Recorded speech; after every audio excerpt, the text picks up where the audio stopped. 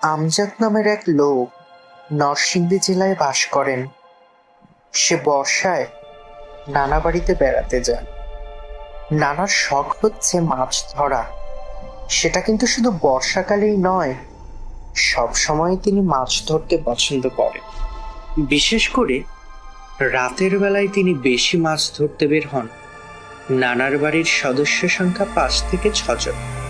নানা বাড়ির সামনে একটি নদী রয়েছে, নদীর সাথেই রয়েছে একটি খাল, আর ওই খালটি এঁকে বেঁকে চলে গেছে উত্তরের বিলের দিকে। খালের দুই পাশে রয়েছে অসংখ্য কদম গাছ, 2-3টা শেওড়া গাছ আর আকাশি গাছও রয়েছে। নানা যেদিন মাছ ধরতে বের হবেন, সেই দিন সন্ধ্যা থেকেই এমন বৃষ্টি শুরু হয়েছে যে থামার নামই নিচ্ছে না। আনুমানিক রাত 9টা পর্যন্ত বৃষ্টি নেমেছে, কিন্তু নানা এর পরেও মাছ ধরতে বের হয়েছেন। অন্যান্য দিন তার সাথে আরো লোকজন যায়, কিন্তু আজকের বৃষ্টি হওয়ায় কোনো লোক বের হননি। সবাই মনে হচ্ছে ঘুমিয়ে পড়েছে, তাই নানা একাই বেরিয়ে পড়লেন মাছ ধরার উদ্দেশ্যে।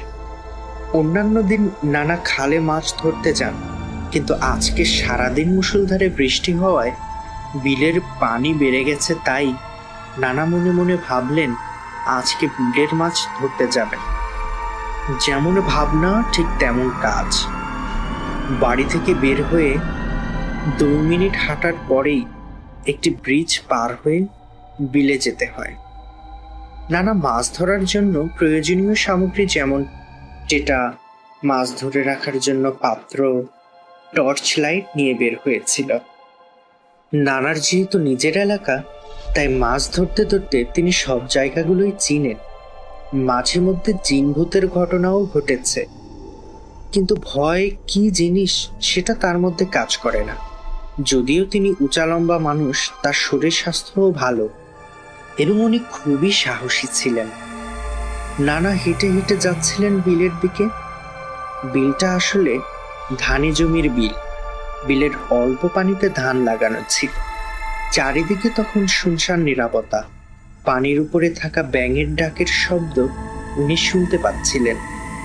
তখনও কিন্তু আকাশে মেঘ ছিল, যে কোনো সময় বৃষ্টি নামতে পারে। আকাশে বিদ্যুৎ চমকাচ্ছিল। বিলের পাশেই কদম গাছ, শেওড়া গাছও আছে। সেদিকে তাকালেই শরীর শিউরে ওঠে। বৃষ্টি হওয়াতে নাকি মাছগুলো উপরে উঠে আসে এবং টেটা দিয়ে ধরতেও সুবিধা হয়। তিনি মাছও পাচ্ছিলেন অনেক। কই মাছ, টাকি মাছ, শোল মাছ, আরো অনেক ধরনের মাছ পেয়েছিলেন তিনি। স্থানীয় ভাষায় চিকরা মাছ বলে এটাও পাচ্ছিলেন। তিনি অনেক মাছ ধরেছিলেন, কিন্তু কোনো সমস্যা তখনই হয়নি। তিনি প্রায় 1 ঘন্টা যাবৎ মাছ ধরেছিলেন, যার কারণে তার ঝুড়িও ভরে গিয়েছিল মাছে। আকাশে মেঘ থাকায় যে কোনো সময় বৃষ্টি হতে পারে, তাই তিনি সিদ্ধান্ত নিলেন যে আর মাছ ধরবেন না, বাড়ি ফিরে যাবেন। তিনি যখন বিলের আইল দিয়ে নদীর পাড়ের দিকে উঠবেন, তখন খালের পাড়ের কদম গাছ থেকে কে যেন কদম ফুল দিয়ে তার দিকে ঢিল ছুঁড়ে মারল, আর এই কদম ফুলটা তার সামনে এসে পড়েছে। তা প্রায় 1 হাত সামনে। আর এই সিজনে ঝড় বাতাস হওয়ায় অনেক সময় কদম ফুল পড়ে যায়। তিনি মনে করেছেন হয়তোবা এমন করেই ফুলটি তার সামনে এসে পড়েছে। তাই তিনি কিছু মনে না করে উপরে খালের পাড় বেয়ে উঠে আসে। আর ঠিক তখনই তার সাইডে থাকা একটি কদম গাছ থেকে বড় ডানাওয়ালা কোনো কিছু উড়ে খালের অন্য পাশের শেওড়া গাছে গিয়ে বসে। জিনিসটি এত বড় ছিল যে মনে হচ্ছিল শেওড়া গাছটা ওর ভর নিতে পারছে না। ওই জিনিসটি গাছে যাওয়ার পরে শেওড়া গাছটি নড়তে শুরু করেছে। আর ঠিক তখনই উনি ওনার আশেপাশে মাছ পচার বিশ্রী গন্ধ অনুভব করতে থাকেন। অথচ তার সাথে থাকা মাছগুলো কিন্তু খুবই তরতাজা। এগুলো থেকে পচা গন্ধ বের হওয়ার কোনো সম্ভাবনাই নেই। তখন নানা তার টর্চ লাইট দিয়ে ওই শেওড়া গাছের দিকে দেখলেন। শেওড়া গাছের অনেক ডালপালা থাকায় ভেতরের দিকে তেমন একটা দেখা যাচ্ছিল না। তিনি মনে করেছিলেন ওই ডালের অন্ধকারে হয়তো বড় কোনো বাদর বসে আছে, তাই গাছটি নড়াচড়া করছে। এরপর তিনি আবার হাঁটা ধরেছেন। খালের ওই পারে যাবার পরে ওইখানে কিন্তু আরো কিছু কদম গাছ রয়েছে। এবার ওই দিক থেকে 2-3টা কদম ফুল ঢিল ছুঁড়ে মেরেছে নানার দিকে। একটি নানার শরীরেও লেগেছে।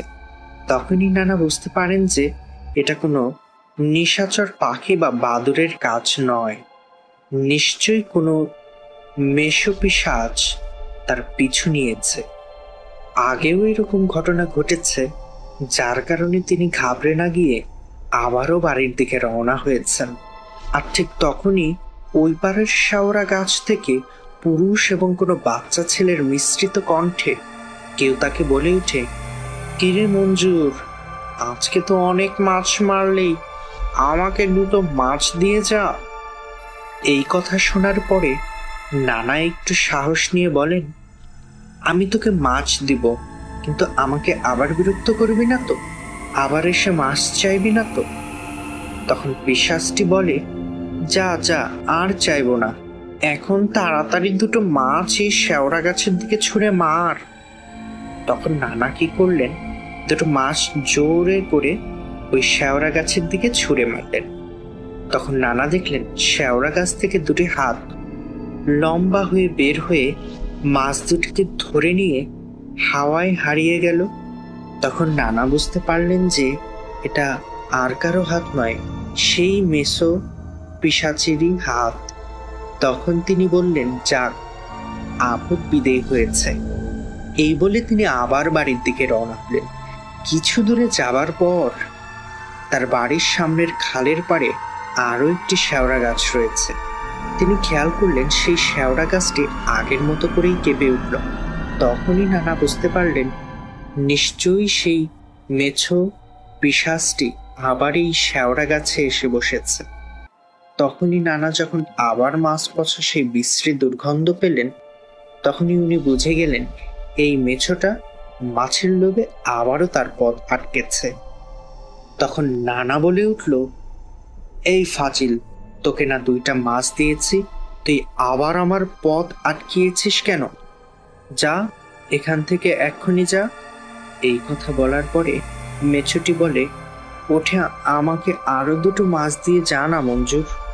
এই কথা শোনার পরে নানার ভীষণ রাগ হয়।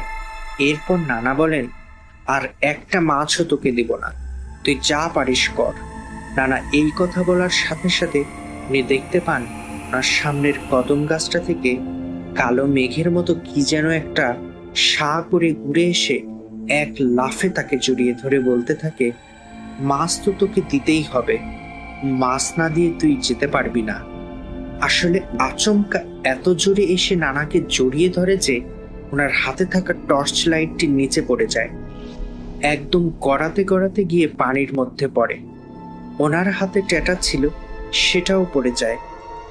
উনিও গড়িয়ে গড়িয়ে পড়ে গিয়েছিলেন, আরেকটু হলে পানির মধ্যেই পড়ে যেতেন। তিনি অনুভব করলেন যেই অভয়টি তাকে জড়িয়ে ধরেছে সেটির গা ভর্তি বড় বড় লোম। তিনি দেখলেন অভয়টি 2 পায়ে দাঁড়িয়ে আছে। এটাকে দেখতে কিছুটা শিয়ালের মতো। ওটার শরীর থেকে এত বাজে পচা গন্ধ বের হচ্ছে যে উনি বমি করে দেবেন এমন অবস্থা। ওটার সাথে ধস্তাধস্তির এক পর্যায়ে তিনি মাটিতে পড়ে যান।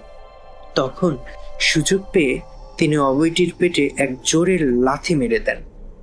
লাথি খেয়ে অভয়টি ছিটকে পড়ে যায় 2-3 হাত দূরে।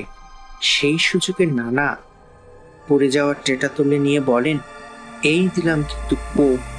এই কথা শুনে অভয়টি ছু করে আবার ওই শেওড়া গাছটিতে চলে যায়।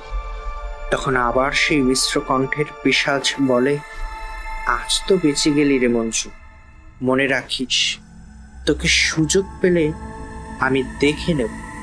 তখন নানা বললেন, তুইও মনে রাখিস, তোকে মাছ দেওয়ার পরেও আজ তুই আবার আমার সাথে যা করেছিস সেটা আমিও মনে রাখবো। এই বলে নানা পড়ে যাওয়া মাছগুলো কুড়িয়ে নিয়ে বাড়ির দিকে চলে আসে। এরপর নাকি আর কখনোই পিশাচের সাথে নানার দেখা হয়নি। এরপর থেকে নানা আর কখনো একা একা রাতে মাছ ধরতে বের হননি। আমজাদ সাহেব জানিয়েছেন তার নানা 2008 সালে স্বাভাবিকভাবেই মৃত্যুবরণ করেছেন।